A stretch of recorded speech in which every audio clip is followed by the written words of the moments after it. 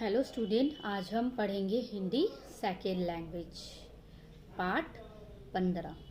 Part 15 का नाम है उफ ये गर्मी। ये एक नाटक है। इस नाटक को किसने लिखा है? सुचेता सक्सेना ने।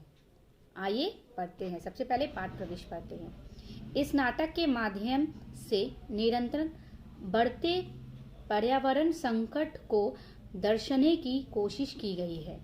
मनुष्य अपने स्वार्थ की पूर्ति हेतु प्रकृति का हमेशा दोहन करता रहा है और आज वह स्वयं भी पर्यावरण के बदलते चक्रों में फंसता जा रहा है।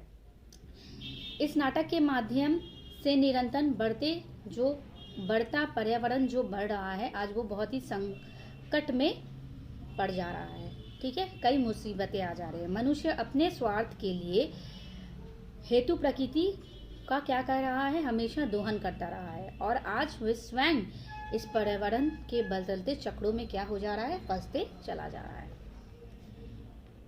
मध्याह्न का समय सूरज की तपिश पूरी पृथ्वी को तपा रही थी। जीव जंतु पेड़ पौधे भी इस गर्मी में झुलसने लगे थे। नदी ताल तालाब सूख गए। मध्याह्न का अर्थ है बीच का समय, यानी दोपहर का समय। सूरज से क्या हो रहा था? एकदम सूरज की किरणों से एकदम गर्म हो रहा था। पृथ्वी एकदम तप रहा था। जितने भी जीव जंतु पेड़ पौधे सभी इस गर्मी से झुलस रहे थे। नदी तालाब सब सूख गया था। सूरज आसमान में इसी गंभीर सोच में डूबा हुआ है। ठीक है, वह अपने पर तरस खाते हुए सोचता है कि मेरे कारण बादल चांद ग्रह नक्षत्रों का जन्म हुआ। ठीक है, सूर्य क्या सोचता है कि सूर्य के ही कारण किनका किनका जन्म हुआ? बादल चांद ग्रह नक्षत्रों का। लेकिन मुझको कोई दिल से नहीं चाहता। ठीक है, क्यों? क्योंकि सूरज से बहुत गर्मी होती है, सब झुलस जाते हैं, इसलिए सूरज क्या कहता है? मुझसे कोई खुश नहीं है। निराश सूरज आगे बढ़ते हुए अचानक बोलता है।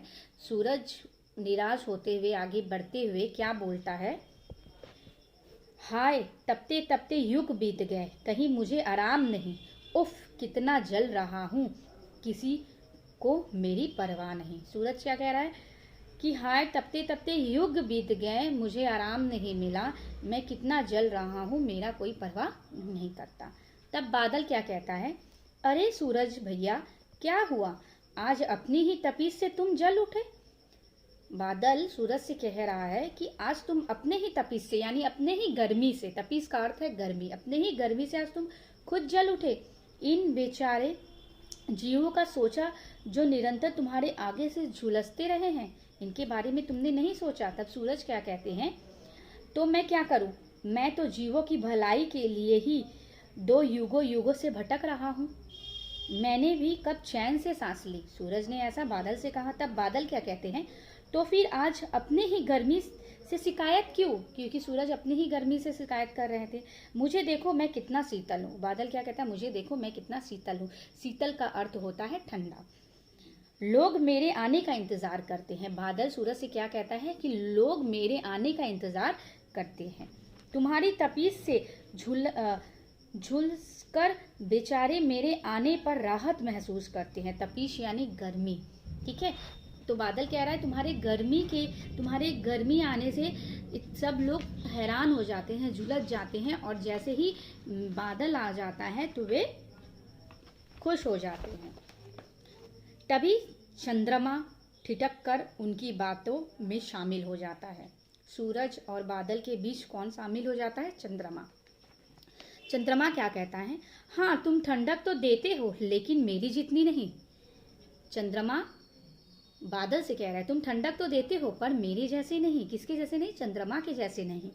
तुम कभी कभी ही बरसते हो, जबकि कि मैं हर रोज निकलकर सबको ठंडक का प्रसाद देता हूँ। ठीक है, तो चंद्रमा बादल से क्या कहने लगा कि तुम तो कभी कभी बरसते हो, मैं तो रोज निकलकर सबको ठंडक का प्रसाद देता हूँ। तुम्हारा ही नहीं, लोग मेरा भी इंतजार करते हैं। चंद्रमा बादल से कहता है, लोग तुम्हारा ही नहीं मेरा भी इंतजार करते हैं। तब सूरज क्या बोलता है, हाँ हाँ हाँ, बड़े आए ठंड के मालिक, अरे मेरे कारण ही तो सृष्टि का जन्म हुआ। सृष्टि का अर्थ होता है संसार, जगत, दुनिया। तुम्हारे अंदर अगर शक्ति है तो तुम सृष्टि को रचकर दिखाओ। सूरज किससे कहते हैं, चंद्रमा से कहते हैं। तब चंद्रमा क्या कहते हैं, अरे सूरज भाई, तुम तो नाराज हो गए, हम तुम्हारी सत्ता को भला कहाँ नकार रहे हैं। नकारने का अर्थ होता है इनकार करना। तो चंद्रमा कह रहे हैं सूरज को कि हम कहाँ आपका बात को इनकार कर रहे हैं, तुम तो महान हो, तुम्हारे कारण ही हम जगमगा रहे हैं और ये बादल भी जगमगा रहा है, ये भी तो तुम्हारे कारण जन्मा है। क्यों, सही कहा ना मैंने।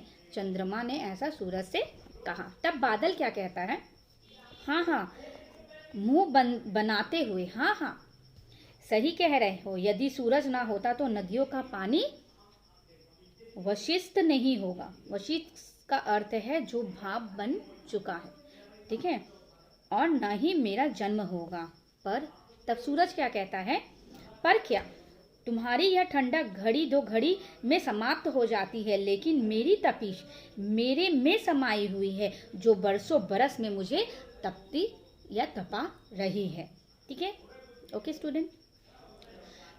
तब चंद्रमा क्या कहते हैं, पर आज तुम इतने अधीर, इतने विचलित क्यों हो। ये गर्मी कोई नई बात तो नहीं है, ये गर्मी की को तो कोई नई बात नहीं है, गर्मी तो है ही तुम्हारे अंदर, तो आज ऐसी क्या विचलित अनोखी बात हो गई। तब बादल, ठीक है, तब बादल भी इसमें क्या बोल रहता है, हाँ इनके कहने पर ही मैं बोला था झपटे हुए, वरना मुझे क्या पड़ी थी, मैं अपना मुंह मियाँ मीठे बने ही करी। तब सूरज क्या बोलता है, मैं अपनी ही गर्मी से परेशान होकर अपने से ही तो कह रहा था।